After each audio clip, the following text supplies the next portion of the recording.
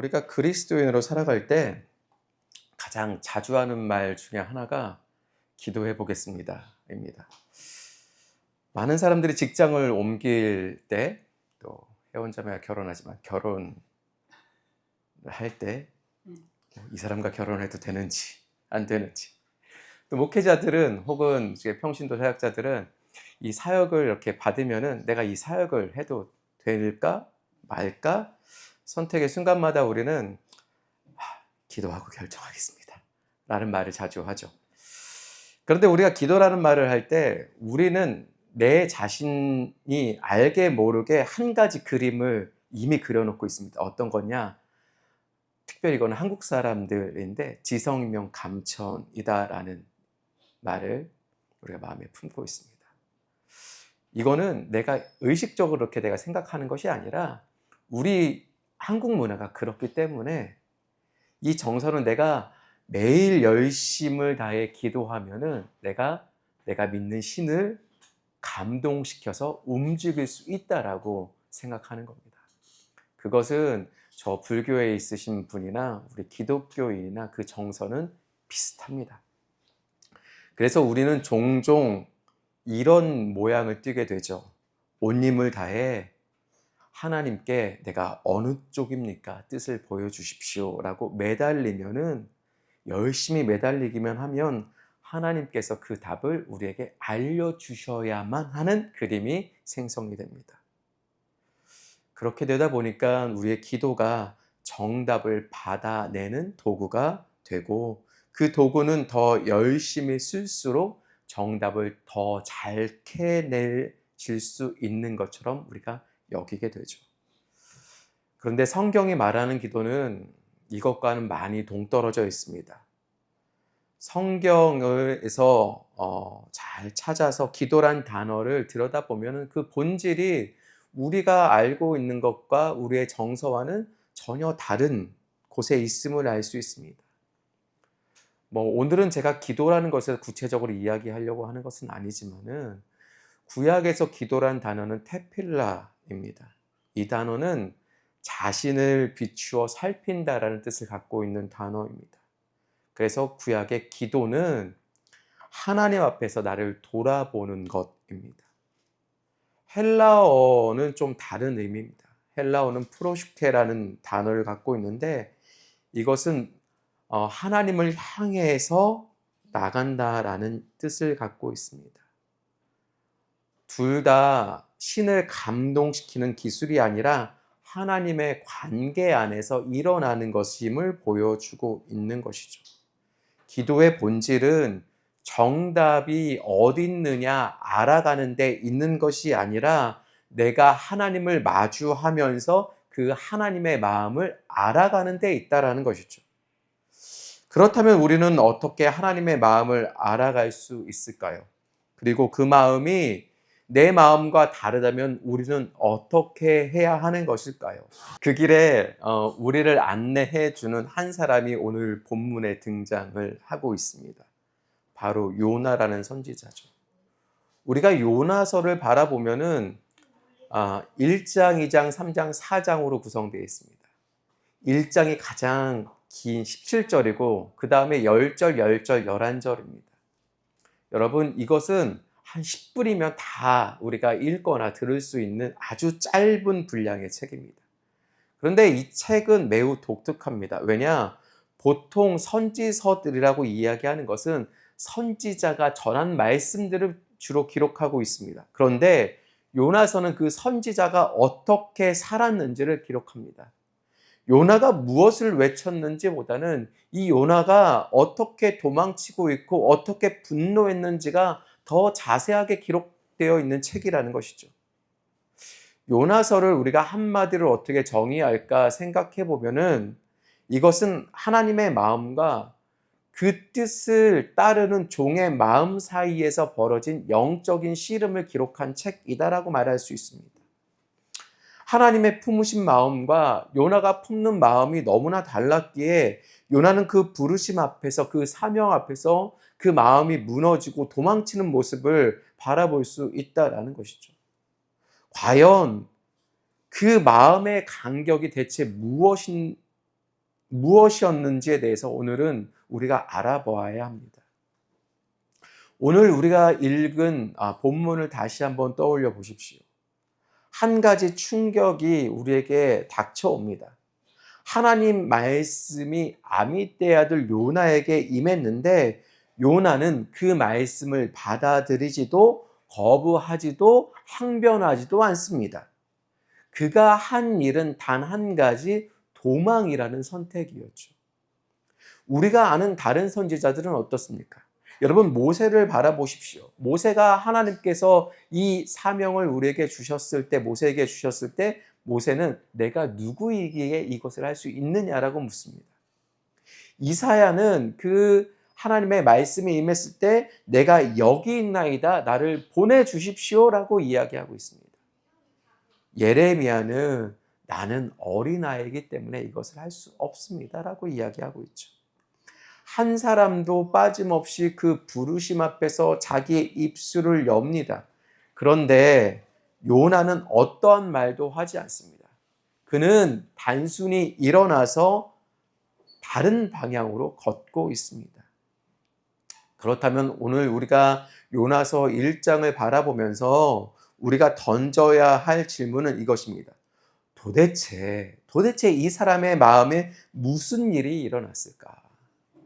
무엇이 그를 단 한마디도 없이 도망치게 만들었을까입니다. 여러분, 오늘 본문 1절과 2절을 다시 한번 보시면요, 이렇습니다. 우리 다시 한번 한 목소리로 읽어볼까요? 읽겠습니다. 시작. 여호와의 말씀이 아미떼의 아들 요나에게 임하니라. 이르시되 너는 일어나 저 큰 성읍 니느웨로 가서 그것을 향하여 외치라. 그 악독이 내게 상달되었음이니라 하시니라. 아멘. 여러분, 이 짧은 구절 안에서는 하나님의 명령이 담겨져 있습니다. 그것은 어떤 것입니까? 일어나 가서 외치라. 어디예요? 니느웨에. 그러나 우리가 주목해야 할 것은 이 동사들이 아닙니다. 이 명령에 하나님께서 어떤 마음을 담겼는가, 그것을 보아야 하는 것입니다. 하나님께서 오늘 니느웨 성을 가리킬 때 니느웨라고 가르치지 않았습니다. 어떻게 이야기하고 계십니까? 큰 성 니느웨. 우리가 오늘 본문에서 살펴볼 때 가장 중요한 단어 중에 하나가 큰이라는 단어입니다. 이것은 히브리어로 단순히 크기만을 의미하는 단어로 쓰여 있지 않습니다. 이 단어는 가돌이라는 단어인데 그 단어 안에는 중요하다, 마음에 둘만하다라는 뜻이 같이 담겨져 있습니다. 단순히 크기가 크다라는 단어가 아니라는 것이죠. 우리말로는 무언가 크게 여긴다라고 할 때 단순히 면적의 크고 작음을 이야기하는 것뿐만이 아니라 그것을 마음에 둔다라는 의미도 함께 내포하고 있죠. 그러므로 하나님께서 니느웨를 크다라고 부르실 때 그것은 면적이 큰 도시가 아니라 그 도시가 이미 하나님의 마음 가운데 자리 잡고 있음을 뜻하고 있는 것입니다. 이 단어는 여러분 집에 가셔서 1장부터 4장까지 짧게 읽어보실 수도 있는데 이 48절밖에 안 되는 이 1장부터 4장까지에 무려 14번이나 등장하는 단어입니다. 48절 중에 14번이나 등장하는 단어라는 거죠. 우리가 살펴봐도 큰 성읍 할 때 큰 물고기, 큰 바람, 크게 두려워하고 심히 싫어하고 심히 기뻐한다. 심이라는 단어 또한 크게 두려워한다는 모든 단어가 같은 가돌이라는 큰이라는 뜻을 갖고 있습니다.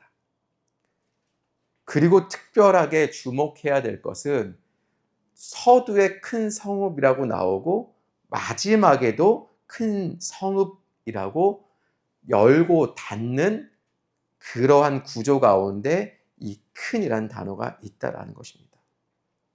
이것은 바로 요나서가 갖고 있는 핵심이 무엇이냐?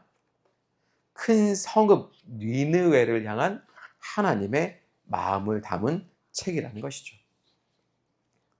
그런데 이 두 지점에서 두 개의 마음이 충돌합니다. 한쪽에서는 하나님이 크게 여기시는 저 큰 성읍을 바라보는 것, 그 큰 성읍을 향한 하나님의 마음과 요나가 갖고 있는 그 큰 성읍을 크게 보지 않는 마음, 그 큰 성을 아끼지 않는 마음, 요나가 더 크게 마음을 두었던 것, 이 두 지점이 충돌하는 것이죠. 그래서 요나서는 우리에게 이렇게 묻습니다. 하나님이 소중히 여기시는 것과 네가 소중히 여기는 것이 과연 같느냐, 같은 지점을 바라보고 있느냐입니다. 여러분, 우리는 이 두 개의 충돌을 바라보면서 한 가지 우리에게 진리가 찾아옵니다. 어떤 것이냐? 과연 사명이 무엇인가입니다. 여러분, 사명이 하나님께서 단순히 명령하는 것일까? 그것을 의무적으로 지키는 것이는 것일까? 아니면은 안 하면 큰일 나니까 한다는 식의 의무감일까라는 것입니다. 그런데 오늘 본문을 살펴보면 사명은 그런 것이 아닌 것 같습니다. 사명은 하나님의 마음에서부터 흘러나오는 그분의 간절한 바람이 나로부터 시작되고 나로부터 이루어져 가고 있는가가 사명이지 않을까 하는 것입니다. 그래서 사명에서 하나님의 마음이 빠지면 여러분, 모든 것이 무거워지는 것입니다. 사역을 떠맡은 것은 짐이 되는 것이고, 봉사는 마지못한 의무가 되는 것이고, 전도는 풀 수 없는 숙제가 되는 것입니다. 겉모습은 다 갖춰져서 하는 것 같지만은 정작 그 속에 하나님이 없다면, 하나님의 마음이 없다면 그것은 하나님께서 우리에게 보여주시는 그러한 것이 아니라 짐밖에 될 수 없다라는 것이죠.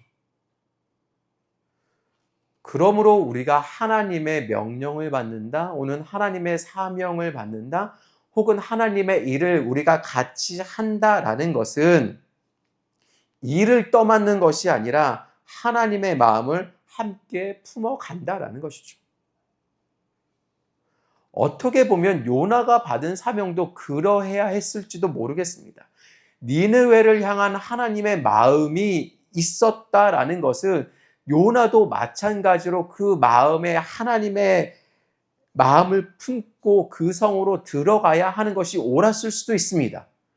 그런데 요나는 어떻게 했습니까? 우리 3절 말씀을 다시 한번 보시죠. 3절 말씀입니다. 우리 다 함께 읽어볼까요? 읽겠습니다. 시작.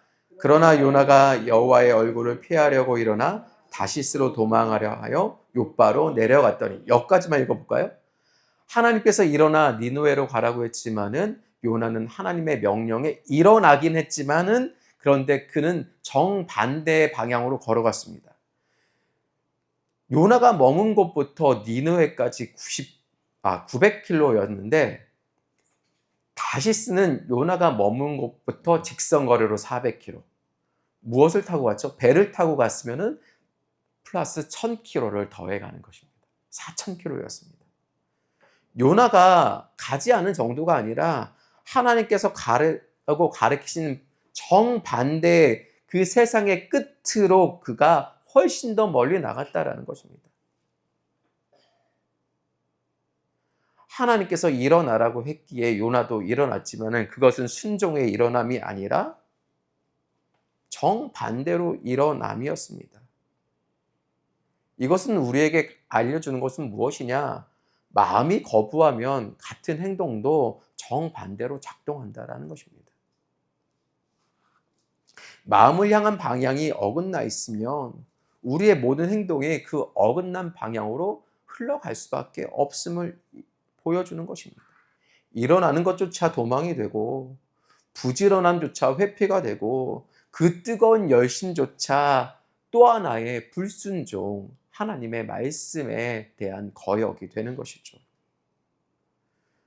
그리고 본문 우리가 상반절까지 읽었지만은 다시 한번 우리가 본문 1장 3절을 살펴보면 매우 독특한 표현이 한 절 안에 두 번 반복합니다. 1장 3절을 제가 다시 한번 읽으면요. 그러나 요나가 여호와의 얼굴을 피하려고 일어나 다시스로 도망하려 하여 욥바로 내려갔더니 마침 다시스로 가는 배를 만난지라 여호와의 얼굴을 피하여 그들과 함께 다시스로 가려고 뱃삭을 주고 배에 올랐더라. 여러분, 어떠한 것이 두 번 반복되고 있습니까? 예, 여호와의 얼굴을 피하여라는 단어입니다.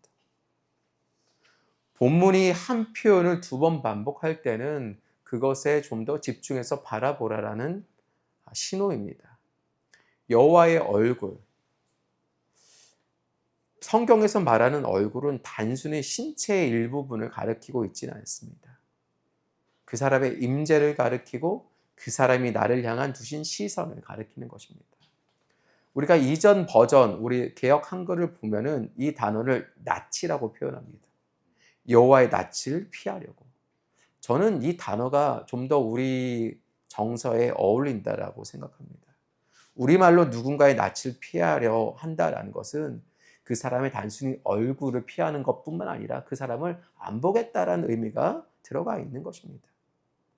그 사람이 나를 바라보는 그 시선을 견딜 수 없다라는 것이죠. 요나가 한 일이 정확히 그겁니다. 하나님이 자기를 향해 두신 그 시선을, 그 마음을 그가 견딜 수 없어서 피했다라는 것입니다. 우리가 그 종교개혁 때 가장 유명한 그 문장 가운데 코람 데오라는 말이 있습니다. 코람이 누구누구 앞에서, 데오가 하나님이죠. 하나님 앞에서, 하나님의 면전 앞에서라는 뜻입니다. 이것은 어떠한 의미냐? 종교개혁자들이 우리의 모든 삶의 순간이 하나님 앞에서 어떨 것인가 라는 것을 돌아보자라는 것입니다. 우리가 먹든지 마시든지 일하든지 쉬든지 사람을 보든지 보지 않든지 우리는 언제나 하나님 얼굴 앞에서 서 있는 자들이라는 의미입니다. 그런데 요나는 바로 그 자리에서 도망하려고 했습니다. 하나님의 서 있는 그 자리를 스스로 등지고자 했던 것입니다. 요나의 도망은 단순히 하나님의 사명을 마다한 것이 아니라 하나님의 자녀가 마땅히 해야 될 하나님 앞에서 하나님 얼굴이라는 그 자리 자체에서 떠나려고 한 것이 문제라는 것이죠. 민수기 6장 25절에서 26절은 제사장이 그 백성에게 축복하려고 선포하는 문장이 등장합니다. 읽어보면 이렇습니다. 여호와는 그 얼굴을 내게 비추사 내게 은혜 베푸시기를 원하며 여호와는 그의 얼굴을 내게로 향하여 드사 평강 주시기를 원하노라. 하나님의 얼굴이 나를 향해 비추는 것 그 자체가 무엇이라고 이야기하고 있는 것입니까? 은혜이며 평강이라고, 축복이라고 이야기하고 있는 것입니다. 우리 시편 13편 1절을 한번 찾아보시겠습니까? 13편 1절 찾아보셨으면요, 우리 한 목소리를 한번 읽어봤으면 좋겠습니다. 한 목소리 읽겠습니다. 시작. 여호와여 어느 때까지이니까 나를 영원히 잊으시네하이까 주의 얼굴을 나에게서 어느 때까지 숨기시겠나이까. 아멘. 하나님의 얼굴이 숨겨지는 것, 이것은 다윗에게는 가장 큰 고통이었습니다. 하나님의 얼굴이 나를 향하고 있는 것이 가장 큰 축복이라고 이야기하면서 그 얼굴이 숨겨지는 것, 나에게서 없어지는 것이 가장 큰 고통이라고 이야기하고 있는 것입니다. 그렇기 때문에 단순히 요나가 여호와의 얼굴을 피하려고 한다라는 것은 단순히 하나님의 사명을 피하는 것 정도가 아니라 복의 근원으로부터 멀어지는 것을 뜻하는 것입니다. 다윗은 하나님의 얼굴이 나에게서 숨겨지는 것 때문에 고통스러워 그렇게 울부짖었지만은 요나는 스스로 그 얼굴을 피하여 떠난 것입니다. 그런데 사랑하는 성도 여러분, 이것을 요나가 몰랐을까요? 아닙니다. 선지자인 그는 누구보다도 잘 알고 있었을 것입니다. 그렇게 여기에 두려운 진실이 있는 것이죠. 마음이 거부하면 머리의 지식은 그의 발걸음을 막지 못한다는 것입니다. 신학적으로 성경적으로 다 알고 있어도 그 마음이 진리를 거부하면 나는 여호와의 얼굴을 피하는 곳으로 갈 수밖에 없다는 것입니다. 그렇다면 도대체 왜 요나는 모든 것을 알매도 불구하고 하나님의 얼굴을 피하여 갔을까요? 이것은 단순히 내가 마음에 안 들어 이것보다 더 큰 의미가 있습니다. 이것은 요나의 정체성입니다. 1절에서 요나를 어떻게 소개하고 있죠? 아미떼의 아들이라고 지칭합니다. 이 사람이 누구인지 성경의 다른 곳에서 알려줍니다. 열왕기하 14장 25절을 보면은 여로보암 2세 시절에 하나님께서 바로 이 아미떼의 아들 요나를 통해서 이스라엘의 영토가 회복되리라고 예언하셨고 그 예언이 이루어지죠.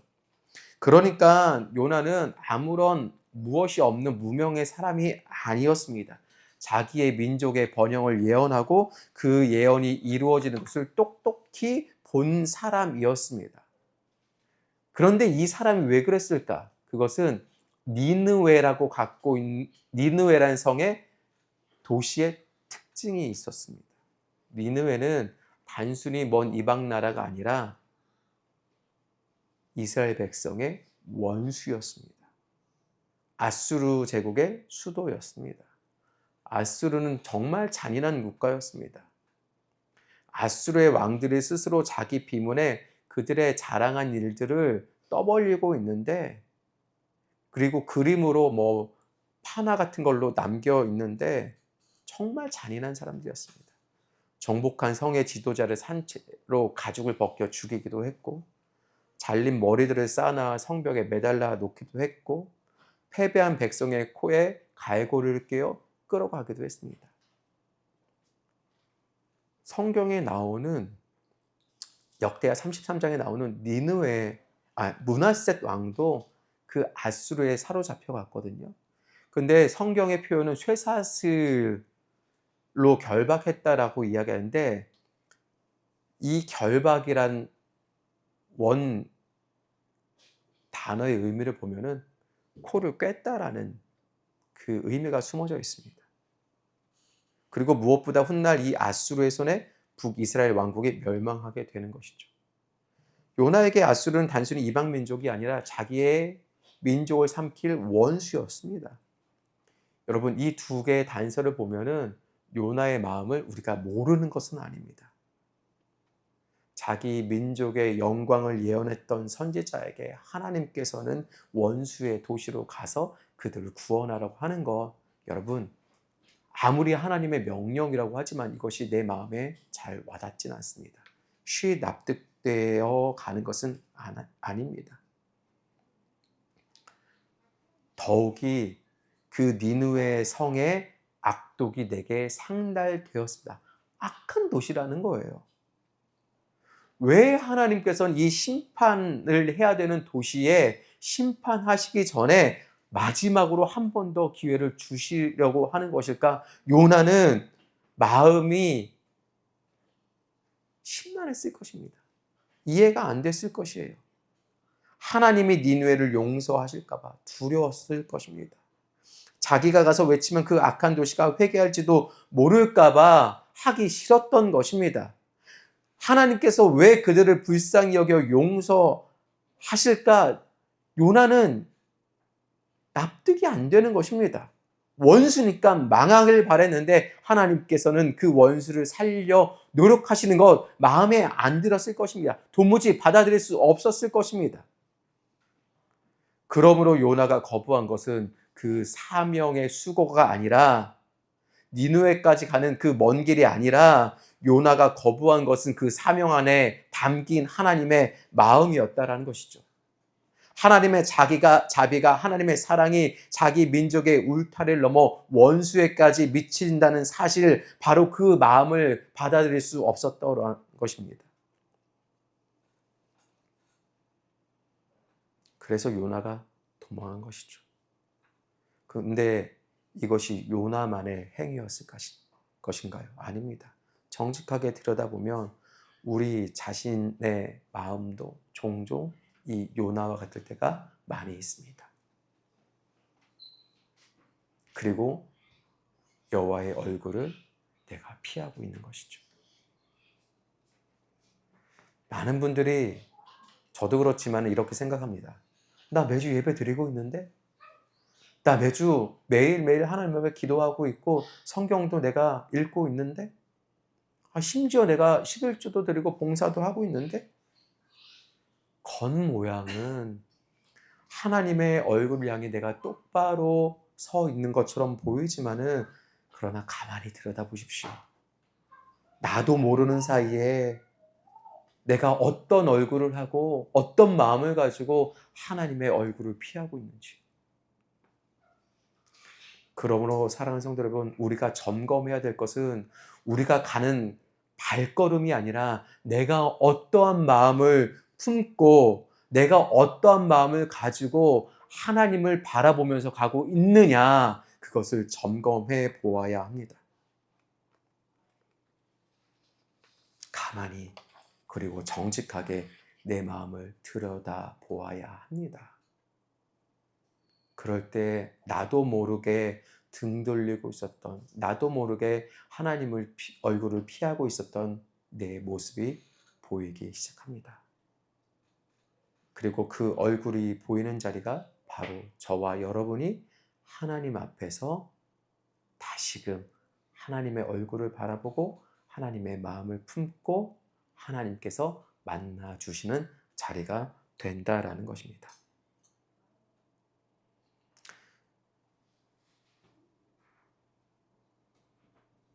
우리가 이렇게 할 수 있는 것은 마태복음 10장 40절에 나오는 말이 있죠. 요나가 밤낮 사흘 동안 큰 물고기 뱃속에 있었던 것 같이 인자도 밤낮 사흘 동안 땅속에 있으리라. 주님이 먼저 요나의 길을 가셨습니다. 그러나 그 요나의 길이 같은 길이 아니라 정반대의 길, 구원받을 수 없는 우리를 위해서 하나님께서 인간의 몸을 힘입고 이 땅에 오셔서 우리를 사랑하셨고 우리를 마음에 품어주셨고 우리에게 오셨기 때문에 우리도 그와 같이 할 수 있다라는 것입니다. 그러므로 내 마음 가운데 도망치는 요나의 모습을 발견했을 때 절망하지 않아도 됩니다. 우리에게는 요나보다 더 큰 분이 나를 사랑해 주셨고 나를 구원해 주셨기 때문입니다. 우리가 등 돌렸던 그 얼굴을 그분이 도리어 우리에게로 향하여 주셨습니다. 먼저 너 나에게 등 돌렸어? 나도 등 돌릴 거야가 아니라 내가 등 돌리고 있는 상황에서도 내 얼굴을 향해서 그분의 얼굴을 보여주시는 것입니다. 그 도망친 자리까지 우리를 찾아오신 그 예수 그리스도. 그렇기 때문에 우리의 도망은 계속가는 것이 아니라 멈출 수 있는 것입니다. 사랑하는 성도 여러분, 다시금 주님의 얼굴을 피하지 마시고 그 마음을 다시 한번 내 마음에 품으시길 주의 이름으로 간절히 축복합니다. 내 마음이 하나님의 얼굴을 향할 수 있고 하나님의 마음이 내 마음이 될 수 있도록 그것을 품고 오늘도 내일도 이번 한 주간도 하나님의 얼굴을 바라보며 그 발걸음뿐만이 아니라 내 마음도 그분에게 집중할 수 있는 저와 여러분 되시길 주의 이름으로 간절히 축복드립니다. 아멘.